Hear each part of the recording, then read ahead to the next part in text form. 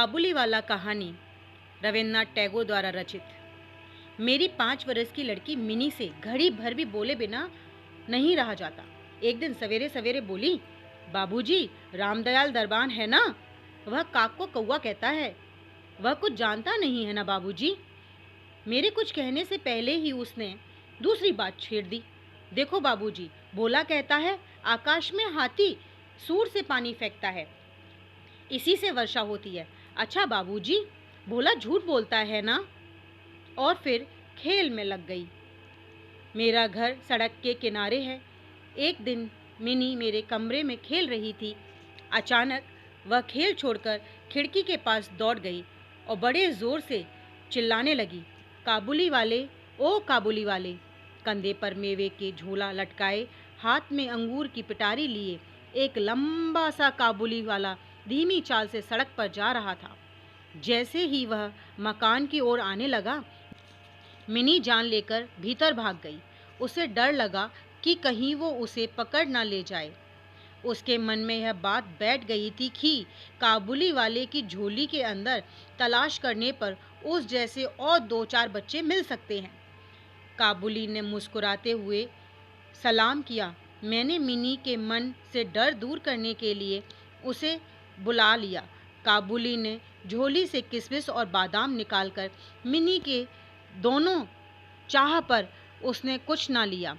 डर कर वह मेरे घुटनों से चिपट गई। कुछ दिन बाद किसी ज़रूरी काम से मैं बाहर जा रहा था। देखा कि मिनी काबुली से खूब बातें कर रही है। मिनी की झोली बादाम किशमिश से भरी हुई थी। काबुली प्रतिदिन आता रहता। उसने किशमिश बादाम दे देकर मिनी के छोटे से हृदय पर काफ़ी अधिकार जमा लिया था। दोनों में बहुत बहुत बातें होती और खूब हंसते। रहमत काबुली को देखते ही मेरी लड़की हंसती हुई पूछती, काबुली वाले, ओ काबुली वाले, तुम्हारी झोली में क्या है? रहमत हंसते हुए कहता, हाथी। फिर वह मिनी से कहता, तुम ससुराल कब जाओगी? इस पर उल्टे वह रहमत से पूछती, तुम ससुराल कब जाओगे? रहमत अपना मोटा घूंसा तान कर कहता, हम ससुर को मारेगा। इस पर मिनी खूब हंसती। एक दिन सवेरे मैं अपने कमरे में बैठा कुछ काम कर रहा था।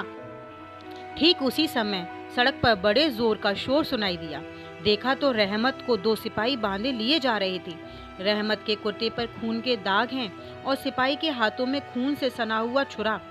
हुआ यूं कि हमारे पड़ोस में रहने वाले एक आदमी ने रहमत से एक चादर खरीदी।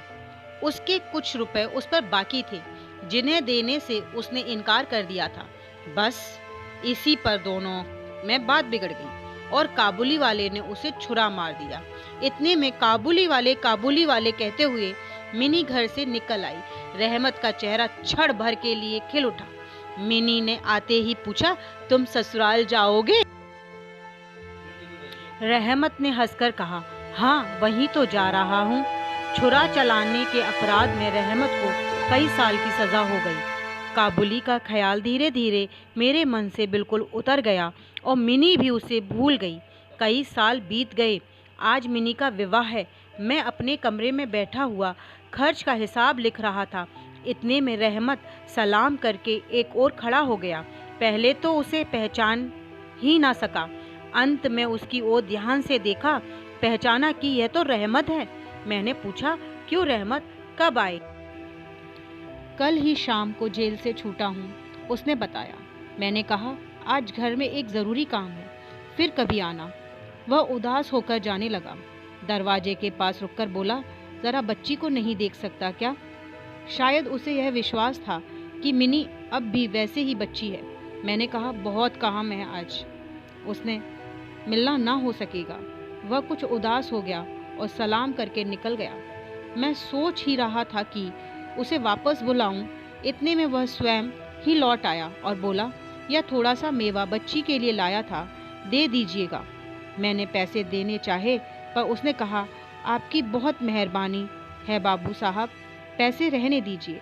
फिर ठहरकर बोला, आपकी जैसी मेरी भी एक छोटी बेटी है।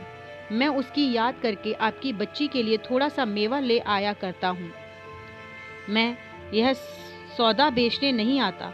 उसने कुर्ते की जेब में हाथ डालकर एक मैला कुचला मुड़ा हुआ कागज का टुकड़ा निकाला और बड़े जतन से उसके चारों तह खोलकर दोनों हाथों से उसे फैलाकर मेरी मेज पर रख दिया। देखा कि कागज के उस टुकड़े पर एक नन्हे से हाथ के छोटे से पंजे की छाप है। हाथ में थोड़ी सी कालिक लगाकर कागज पर उसकी छाप ले ली गई थी। अपनी बेटी इस याद को छाती से लगाकर रहमत हर साल कलकत्ता के गली कूचों में सौदा बेचने के लिए आता है। देखकर मेरी आंखें भर आईं। सब कुछ भूलकर मैंने उसी समय मिनी को बाहर बुलाया।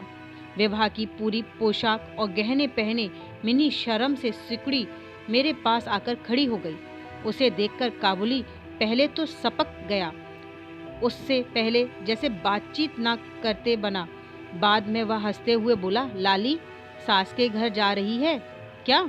मिनी जब सास का अर्थ समझने लगी थी, मारे शर्म के उसका मुंह लाल हो उठा। मिनी के चले जाने पर एक गहरी सांस भरकर रहमत जमीन पर बैठ गया। उसकी समझ में आ गया कि उसकी बेटी भी बड़ी हो गई होगी। इन 8 वर्षों में उसका क्या हुआ होगा कौन जाने। मैंने कुछ रुपए निकालकर उसके हाथ में रख दिए और कहा, रहमत तुम अपनी बेटी के पास देश चले जाओ।